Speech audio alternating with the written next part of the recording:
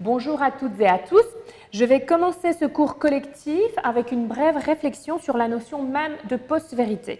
Comme vous le savez, l'année 2016 a vu la consécration de ce mot par le biais de la définition du Oxford English Dictionary.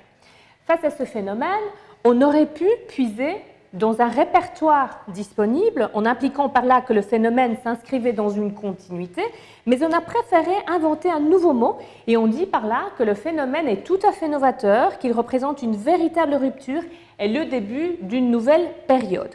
Alors pour les linguistes, la néologie est toujours symptomatique d'un état de la société, car la création d'un nouveau mot nous dit que le langage est insuffisant pour dire le réel social, et qu'il faut donc agir sur le lexique.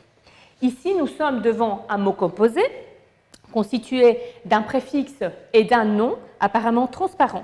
Or, ce concept désigne une réalité sociale complexe dont le sens dépasse largement la définition du dictionnaire, et c'est ce qui arrive d'ailleurs avec tous les concepts sociaux. Alors, pour illustrer la complexité du phénomène et la difficulté à le saisir, je vais vous montrer un commentaire d'un lecteur ou une lectrice du journal Le Monde. Alors on peut lire « Après la lecture de cet article, je sais enfin comment apparut la post-vérité, mais sans savoir exactement ce qu'elle est.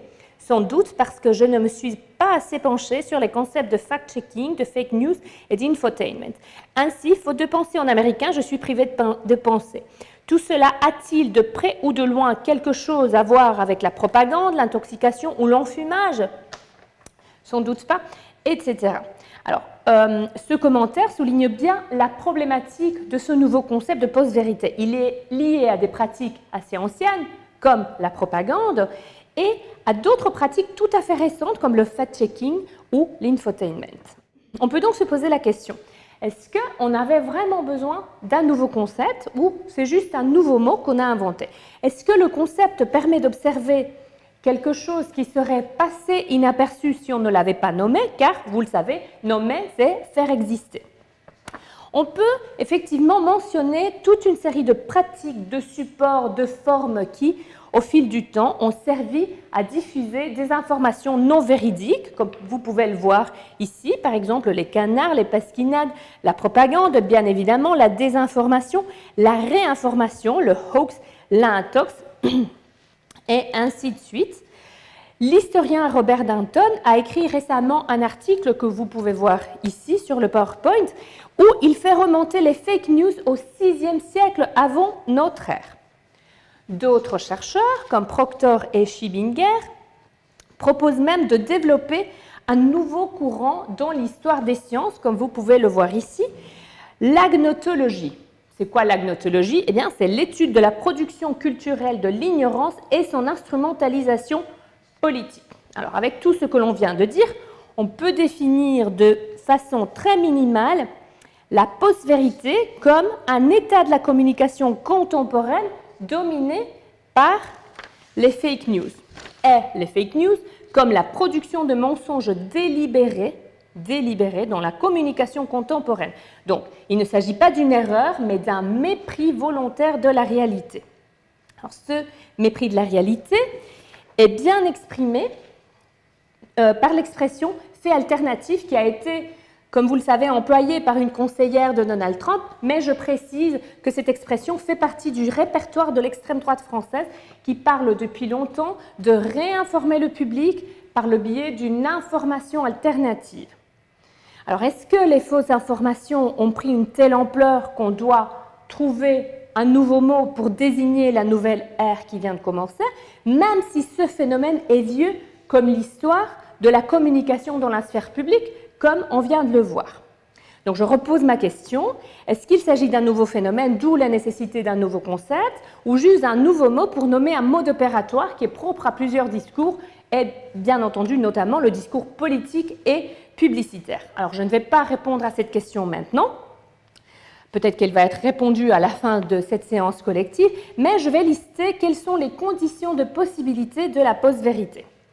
Tout d'abord, une méfiance envers les médias, mais plus encore envers ce que le journaliste du Monde Samuel Laurent appelle les médias en un seul mot, c'est-à-dire un conglomérat un différencier de médias où l'on ne fait pas la différence entre la presse information, la presse people, les médias nationaux, régionaux, la TV, la presse écrite, les médias de référence ou la presse de caniveau.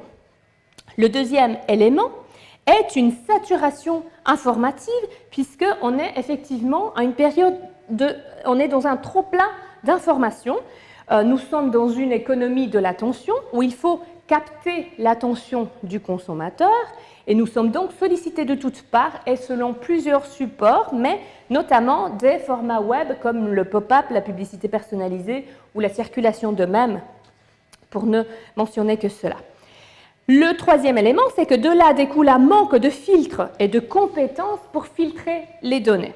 Nous n'avons pas les outils, ni sûrement pas le temps, ni l'envie de recouper nos sources, de vérifier l'information, d'identifier l'énonciateur et son intention. On peut dire que la vérité n'a jamais été aussi accessible, mais il devient très très difficile de la filtrer car nous ne croyons pas ou nous ne croyons plus au discours institutionnel. Une des raisons de cette abondance d'informations et de communication est la possibilité pour tout un chacun de produire des contenus, avec comme conséquence un mélange entre le rôle d'expert et celui du citoyen lambda, qui a maintenant la capacité de médiatiser ses propos tout autant que le journaliste, le chercheur, le politique. Par ailleurs, et ça c'est mon cinquième élément, cette même technologie repose sur un modèle économique où les informations doivent circuler pour générer du trafic.